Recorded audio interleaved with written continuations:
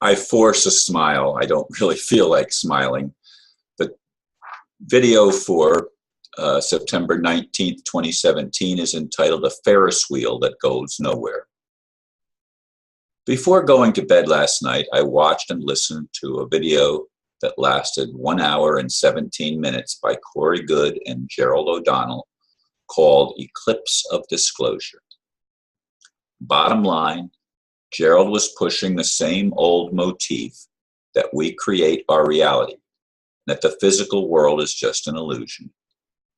Yes, we've heard this over and over again from many sources. I too pushed this doctrine, as I have other things I thought were the truth of our human experience. I have to wonder if there is any truth at all other than our perpetual enslavement by demons that a deceived creator God inadvertently allowed to not only exist, but to take over the creation. The only evidence I need is to look at the results of life on planet Earth. It's insane here. No amount of wishful thinking or hopeful faith does a damn thing to change our predicament. Perhaps creation was a mistake. If free will keeps leading to another destruction of this planet because God made a mistake, what's the sense of going round and round on a Ferris wheel that goes nowhere? A merry-go-round that gets really old after a lifetime of working for a better world. Indeed, it is frustrating, and I feel the frustration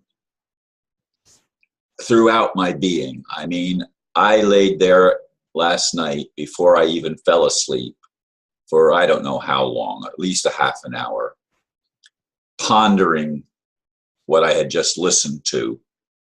For most of it, I actually sat in front of the computer and watched as I listened to the interview.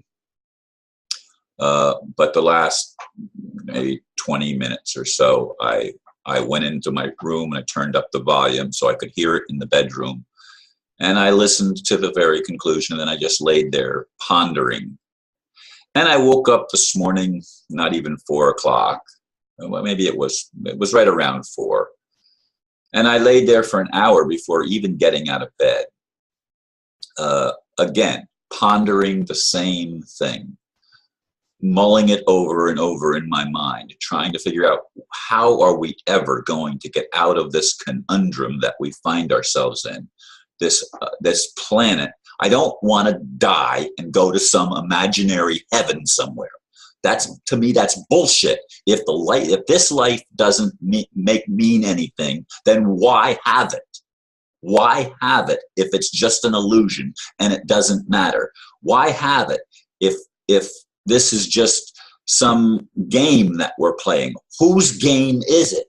It's not my game. It's not a game I even want to participate in if it goes nowhere, if it has no end result that is positive, that is uplifting, that brings me an opportunity to actually live the vision that I've had since I was a little boy of a kingdom of heaven on earth.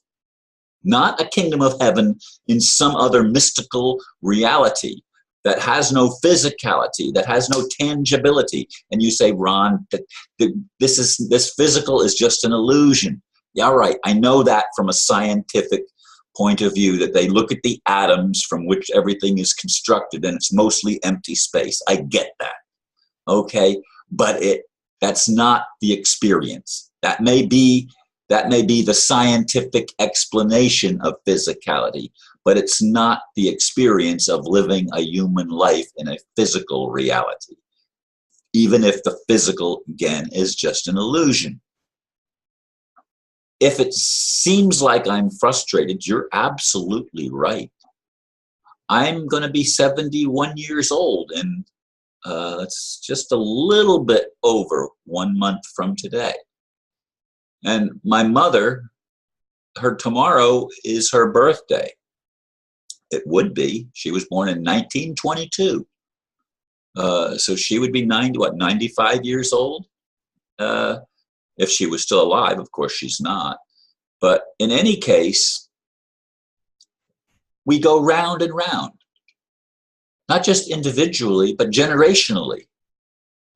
We can trace our family tree back, and you say, back doesn't exist. All that exists is right now. Bullshit. Bullshit. Time is or life is an unfolding of things that have a past, a present, and for some, a future. Now, I had a friend that I was informed by my friend Steve Hart, and he was informed by his friend Magical Mary, that this friend died of carbon monoxide poisoning. Well, I have found out that no, that's not what happened. He actually was dead for a couple of weeks, he and his dog, in his apartment or wherever it was, and they didn't discover him for a couple of weeks. But he was living by himself, and he obviously didn't have a whole lot of contact with people around him, and all of a sudden, he's gone. But they didn't discover his body for a period of time. They thought it was because of some people projected that he was trying to stay alive by running a generator during the hurricane, but he had already died before that even came about. So, I mean, this is the insanity of human life. This is the insanity. Now, this friend and I did not agree on a lot of things. He was pushing the illusion thing. It's just an illusion. That was his thing. And I was saying it's the only illusion that matters. This is what matters. Our experience as human beings is what makes a difference. It's the only thing that gives meaning to having a life at all.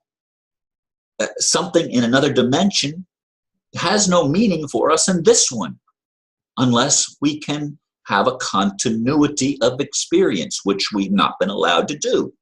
We have our memory erased when we're born for most people. Now, some people seem to be somewhat exceptional in that area.